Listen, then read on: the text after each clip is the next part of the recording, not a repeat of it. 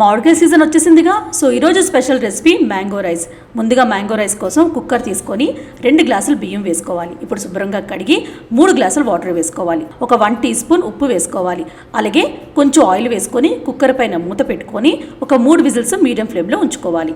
ఇప్పుడు ఇలా rice cook అయిన తర్వాత విడివిడిగా చేసుకోవాలి. ఇప్పుడు ఒక ప్యాన్లోని కొంచెం ఆయిల్, అలాగే ఆవాలు, జీలకర్ర, శనగపప్పు, పల్లీలు, జీడిపప్పు, అలాగే ఎండుమిరపకాయలు వేసుకొని లైట్గా ఫ్రై చేసుకోవాలి. ఇప్పుడు కొంచెం ఇంగువ వేసుకోవాలి. ఇంగువ వేసుకుంటే చాలా రుచిగా ఉంటుంది. అలాగే కొంచెం అల్లంని గ్రేట్ చేసుకొని వేసుకోవాలి. తర్వాత పచ్చిమిరపకాయలు వేసుకొని లైట్గా ఫ్రై చేశాక కొంచెం కరివేపాకు, పసుపు కొంచెం ఎక్కువ వేసుకోవాలి. వేసాక ఒకసారి కలుపుకొని ఇప్పుడు మామిడికాయని గ్రేట్ చేసుకొని వేసుకోవాలి. ఇలా తురుము వేసుకోవాలి.